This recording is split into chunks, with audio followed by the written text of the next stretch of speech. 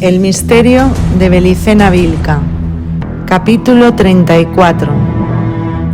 Segundos después recobré la conciencia.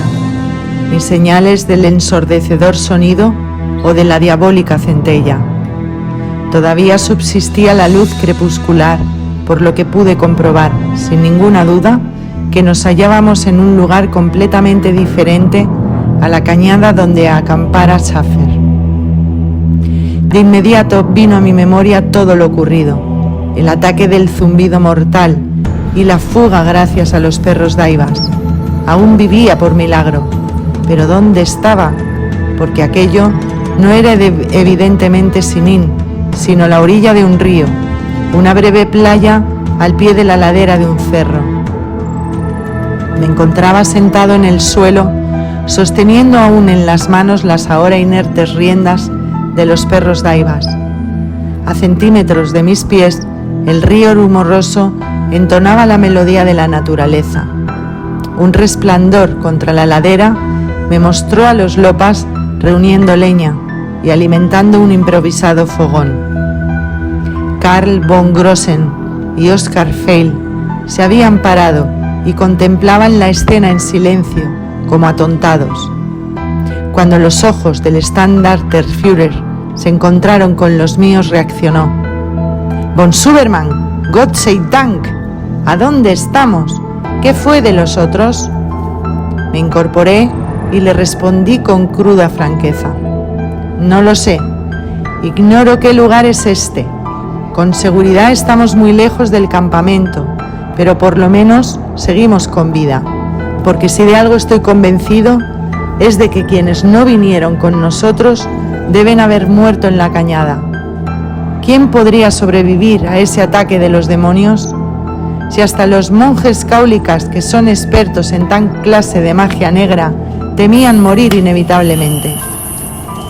En ese momento, los tres recordamos a los monjes y los buscamos con la mirada. Estaban los 8 junto al fuego que habían encendido al resguardo de unas enormes rocas y nos observaban a su vez con tranquilidad. Karl y Oskar se acercaron a ellos. Yo quise hacer lo mismo, pero las riendas me lo impidieron. Con horror, descubrí que uno de los dogos había muerto. El otro, parado a su lado, emitía periódicos gemidos de dolor. Si alguien debía la vida en este mundo, aparte de a mis padres, era a aquellos perros. Así que me sentí comprensiblemente conmovido por la pérdida de uno de ellos. Dejé al superviviente continuar con sus lastimosos aullidos, desconsolado requiem para la pareja ausente, y me aproximé al grupo. Sin cortesía interpelé al Sibrillia. «¿Cómo es que ha muerto uno de los perros Daivas? ¿No me había asegurado el gurú Visaraga que ambos constituían una pareja arquetípica, la síntesis manifestada de un par de principios opuestos, cuya existencia debía ser necesariamente simultánea? Si eso era cierto, ¿no deberían haber muerto los dos? O mejor dicho, ¿por qué no están vivos los dos?» «Tened paciencia, hijo de Siva», aconsejó compasivamente el monje, «y recordad que estos perros son tulpas, creaciones mentales de los magos del círculo Kaula. Por lo tanto, no están sujetos a las leyes naturales, sino a la voluntad de los gurús. Os dije hace unos días que aunque nuestra orden conocía el secreto de los perros Daivas, jamás se habían proyectado hasta ahora, porque no existía un iniciado que fuese como vos, capaz de controlarlos más allá de Kula y Akula. Por lo tanto, carecíamos de información práctica sobre lo que sucedería al ser realizados por un Sivatulku. Vale decir que no sabíamos cómo se iban a comportar en esta etapa del Kali Yuga. La última vez que los perros Daivas recorrieron la Tierra fue en la Atlántida, hace miles de años. Evidentemente, esta época de hierro ha debilitado de algún modo su poder de vuelo, y uno de ellos resultó afectado por la fuerza del Dorje. Pero si no sabíamos cuánto iban a vivir, en cambio os puedo responder por qué uno de ellos ha continuado vivo, luego del vuelo Lumsvadi. se debe a las leyes particulares que rigen su reproducción. Vos habéis razonado bien, pero no contemplasteis las leyes de la reproducción. Al ser una pareja perfecta, arquetípicamente equilibrada, los dos canes, en efecto, deberían haber muerto al unísono. Pero la ley de la reproducción establecida por los gurús exige que antes de la desintegración la pareja engendre y dé a luz otro par de perros daivas. El proceso sería pues el siguiente: la muerte de uno, cualquiera de ellos, significará la automática metamorfosis del otro en un ejemplar andrógino. Es como si uno de los principios arquetípicos que se hallaba manifestado fuera se incorporase adentro del sobreviviente, y el que viva llevará en su seno el germen de una nueva pareja de perros daivas, el cual crecerá, madurará y nacerá al cabo. Entonces, luego del alumbramiento, el ejemplar antiguo se desintegrará fatalmente. ¿Comprendéis ahora por qué vive uno de ellos? Asentí aliviado al saber que en poco tiempo recuperaría la pareja de perros daivas. Pues bien, agregó Riviridia, entonces no olvidéis que en este periodo, mientras el dogo andrógino se encarga de gestar la nueva pareja, debéis referiros a él con el nombre de Bruna, puesto que es la unidad de Kula y Akula. Volví a sentir, dado que aquello era indudablemente lógico. En eso estalló von Grossen. ¡Por Dios, von Superman! Siempre los malditos perros. Se preocupa por la muerte de un perro. ¿Y nuestros camaradas? Me ha comunicado su sospecha de que también han muerto. Pues debería afligirse por ellos. Y tampoco sabe dónde estamos.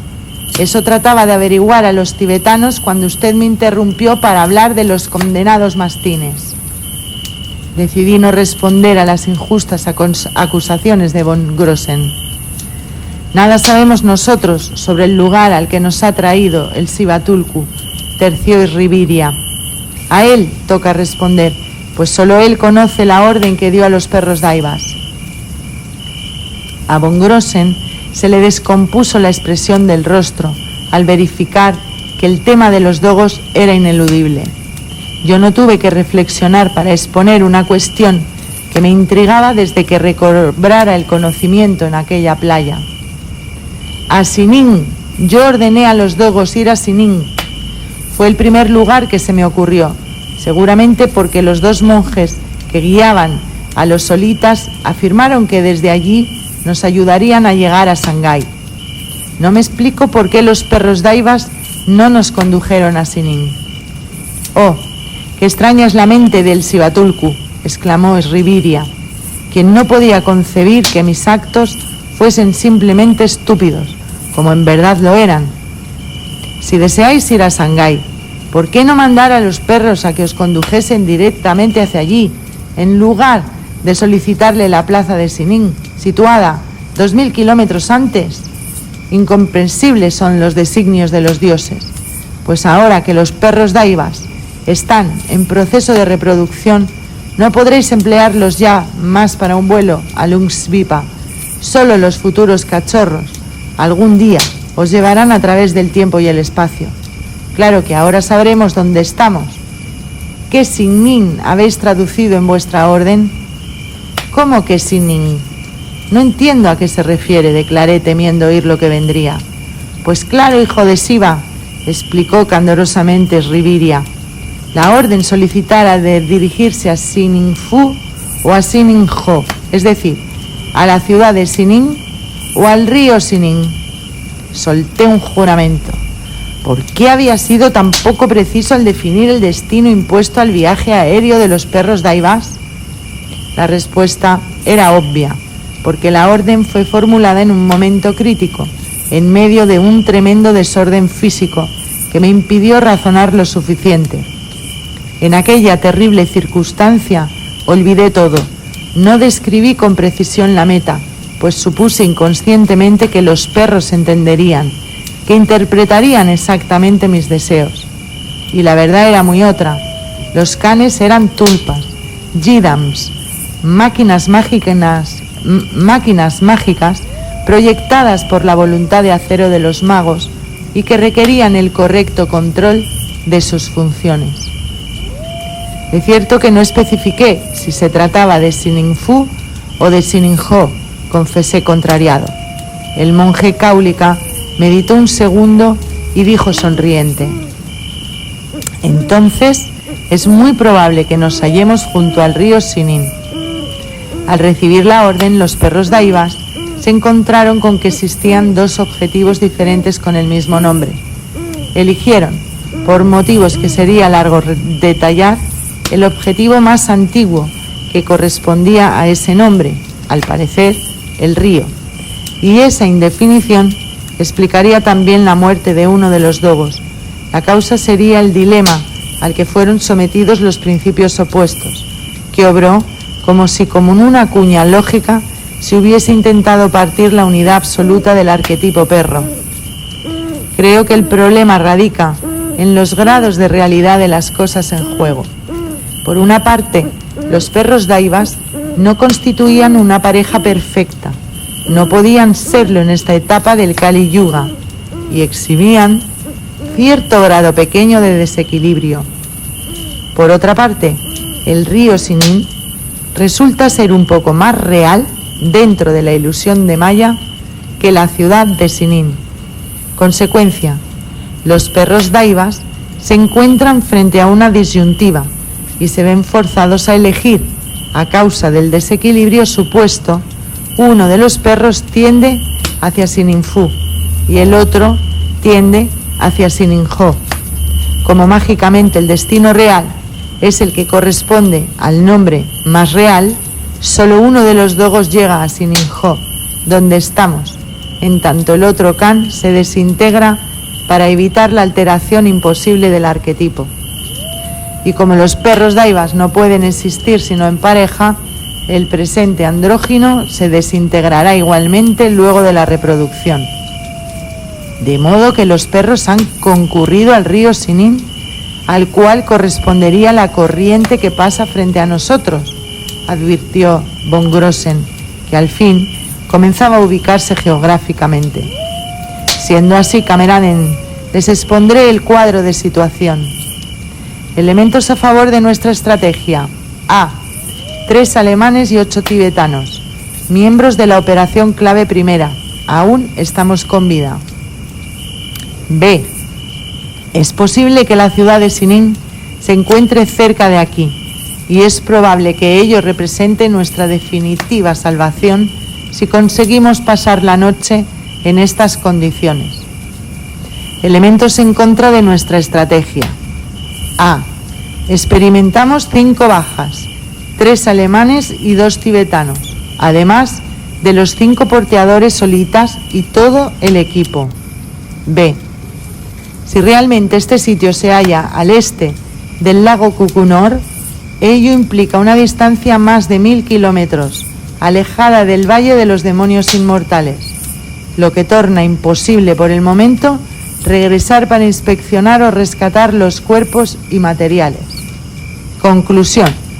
Es casi seguro que los efectivos a cargo de la operación Alt-Westen han corrido idéntica suerte que los miembros de la operación clave primera, vale decir, que están muertos o desaparecidos. Esta conclusión pone término a la operación clave primera y nos impone la delicada obligación de explicar convincentemente a nuestros superiores los hechos ocurridos en el campamento de Ernst Schäfer. Von Grossen me miró significativamente, como dando a entender que el principal responsable de las explicaciones sería yo. Sus últimas palabras fueron: considerando el diabólico ataque que hemos sufrido en aquel valle del infierno, a la luz de las órdenes recibidas de Alemania y de la estructura de la operación clave primera, he extraído ciertas conclusiones que les comunicaré en carácter estrictamente confidencial y personal. Creo, caballeros, que nuestros líderes de Alemania tenían una idea bastante aproximada sobre lo que pasaría en el Tíbet si Kurt von Sudermann se integraba a la operación Alt-Westen. Más claramente, creo que ellos, Hitler, Himmler, Heinrichs, Rudolf Hess y Dios sabe quiénes más, sabían que determinados enemigos reaccionarían con extrema violencia al descubrir a von Sudermann. Enemigos que son quizás seres extraterrestres poseedores de armas terribles, incomparables a ningún arsenal terrestre. Si sabían lo que podría suceder, ¿por qué permitieron que el enemigo nos encerrara en una trampa mortal? Esta es una pregunta para la que carezco de respuesta. Intuyo que deseaban comprobar concretamente la eficacia de von Sudermann para causar las reacciones de los demonios de Chanchambalá y que tal vez subestimaron al enemigo. Quizás pensaron que la fraternidad blanca cerraría las malditas puertas de sus guaridas y desecharon la posibilidad de que los demonios tratasen de matarnos a todos. Sea de ello lo que fuere, yo estoy persuadido que von Sudermann jamás nos revelará el secreto que enardece a los demonios. En resumen, doy por concluida en este momento la operación clave primera. La evaluación de sus resultados la hará en Alemania el correspondiente Estado Mayor. Y como SS Standartenführer, a cargo de la ejecución de la operación clave primera, dispongo que se emprenda el inmediato regreso a Alemania. ¿Están de acuerdo, Kameraden, con el cuadro de situación y las conclusiones? ¿Qué otra cosa podíamos hacer Oscar Feil y yo, más que aceptar incondicionalmente las decisiones de von Grossen? Los monjes tibetanos, por su parte, nunca discutirían las órdenes y una vez más se disponían a apoyar nuestros planes. Partiríamos al amanecer, en tanto formábamos un círculo alrededor del fuego y nos abrazábamos para transferirnos calor, postura que adoptó también el dogo Bruna. A pesar del frío reinante a la madrugada, todos logramos dormir, debido al gran cansancio psíquico que acumuláramos durante los últimos días. No teníamos ni una manta o capa, tan solo lo opuesto, y por eso nos apretábamos los unos con los otros para evitar la congelación, aunque era evidente que en aquel sitio no hacía tanto frío como en las cumbres de los montes Kwenlun. Y en cuanto a las armas, solo conservábamos las dagas y las Luger de Karl, Oscar y yo, y las 2 metralletas Schmeisser, que llevábamos cruzadas en la espalda. Para esta temible arma contábamos solamente con 2 cargadores cada uno, igual que para las Luger. Insuficiente para transitar por un país en guerra civil, pero siempre mejor que nada. Todos los cáulicas, por el contrario, tenían sus puñales, cimitarras y carcajes con las 50 flechas. Por lo demás, ni comida, ni agua, ni pertrechos de ninguna clase, salvo lo que llevábamos encima en el momento de huir de la nefasta cañada. Eran pocas cosas, muy pocas si hubiésemos estado mucho más perdidos en el Tíbet. Resultaron suficientes para llegar a Sininfu. Ateridos de frío, desde el amanecer marchamos paralelamente al río Sininho. Von Grossen nos sorprendió a todos al extraer del interior de su chaqueta el portacartas de lona y desplegar un mapa de la región oeste de la China. Y de sus bolsillos, cual inagotables cajas de Pandora, surgieron la inseparable brújula, una regla escalimétrica plegable y un compás, elementos inútiles, salvo la brújula y el mapa. Antes de partir, hice un túmulo de piedras y sepulté al infortunado perro Daiba.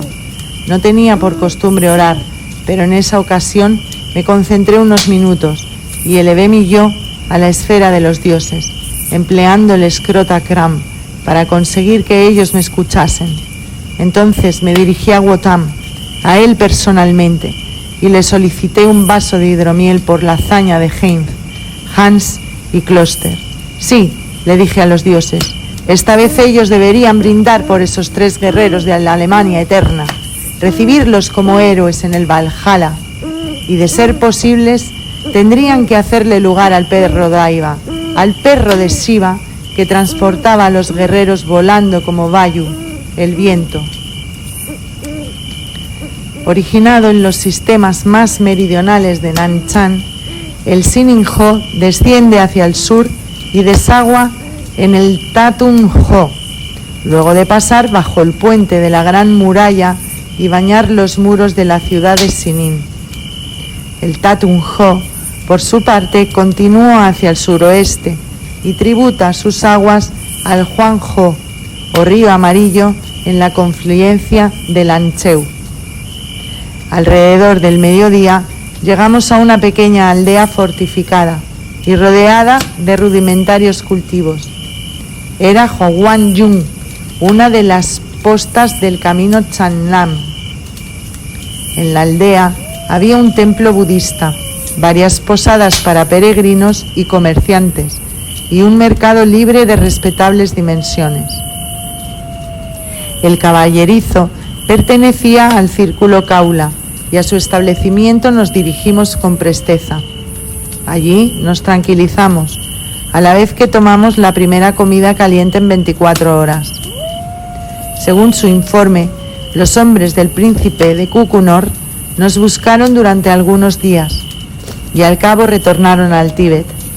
Sería difícil que volviesen, a menos que alguien los convocase, cosa que no sucedería si obrábamos con prudencia y no nos hacíamos ver. De todos modos, el poder de los tibetanos sublevados llegaba solo hasta Hunjangyung, poblado situado del lado norte de la Gran Muralla, en una región tradicionalmente disputada por mongoles y tibetanos. Pocos kilómetros adelante, tras la Gran Muralla, estaba la provincia china de Gansu y la ciudad de Sinin, donde el poder del círculo Kaula era considerable. Claro que sí, en Sininfu no debíamos temer la persecución de los tibetanos. En cambio, tendríamos que evitar vernos envueltos en las continuas revueltas de las enconadas facciones chinas. Por esta vez la logística y la táctica quedaron en manos de los cáulicas, mejores conocedores del terreno y poseedores de una poderosa infraestructura de apoyo. Su plan, por lo demás, era extremadamente simple. Pernoctaríamos en la caballeriza, que se nos antojaba un palacio luego de la noche anterior, y a la mañana el chino y su hijo nos llevarían hasta Sininho, ocultos en 2 carretas de 4 bueyes cada una. Los monjes cáulicas nos hicieron saber que planeaban regresar al Tíbet después que nosotros estuviéramos fuera de peligro rumbo a Shanghái. No volverían directamente a Bután, pues tratarían de hallar a sus 2 compañeros, que habían quedado con los solitas en el umbral del Valle de los Demonios Inmortales. Aunque no disponían de perros daivas, conocían mucho sobre la magia de los Kilkor y sabían positivamente que el Valle Perdido se encontraba en el oeste, en tierras de la reina madre Kuan Yin. Sea por el este, como hicimos nosotros, sea por el oeste, ellos hallarían la manera de entrar y rescatar a sus camaradas, o quizás vengarlos. Luego, si regresaban, se retirarían al monasterio de Bután o a algún otro que perteneciera al círculo Kaula para meditar sobre todo lo ocurrido en aquella aventura. Combatieron codo a codo junto a Sivatulku, fueron guiados al Valle de los Inmortales por los perros daivas y participaron de su vuelo Lungsvipa. Eran ciertamente afortunados, los dioses les habían sonreído y solo les quedaba retirarse a meditar y agradecer. Nada podía objetar frente a esa admirable decisión, pero Karl von Grossen pensaba diferente. Llamó aparte a Esriviria y a Banji y los calificó de desertores. Su misión, les dijo, solo concluiría cuando los que saben evaluasen los resultados de la operación. Y tales personas, por supuesto, se encontraban en Alemania. A ambos, pues, les correspondía acompañarnos hasta nuestra patria y brindar sus valiosos testimonios. Entonces quedarían libres para regresar y la SS pondría a su disposición todos los medios necesarios. Como los monjes vacilaban, von Grossen los presionó moralmente, asegurándoles que de cualquier modo nos tendrían que acompañar hasta Shanghái para oficiar como intérpretes de chino, y una vez allí no les costaría mucho embarcarse hacia Alemania, que quedaba casi tan lejos como Bután, pero esto no era cierto. Esriviria y el Gurkha, en efecto, hablaban chino, pero nadie conocía ni una palabra de japonés, el idioma de quienes ocupaban la mitad de China. Por el contrario, Oscar y yo cursamos chino y japonés en la carrera de Ostenführer del Napola, y los dos dominábamos el mandarín y el japonés. Pero de cualquier modo, siempre existía el recurso del inglés, lengua desprestigiada en el Asia, pero con la cual podía comunicarse von Grossen o cualquiera de nosotros. El idioma universal del Asia, según habían pretendido los hijos de la pérfida Albión, sería el inglés, mas la verdad era que solo lo hablaban los funcionarios coloniales y los cipayos de siempre.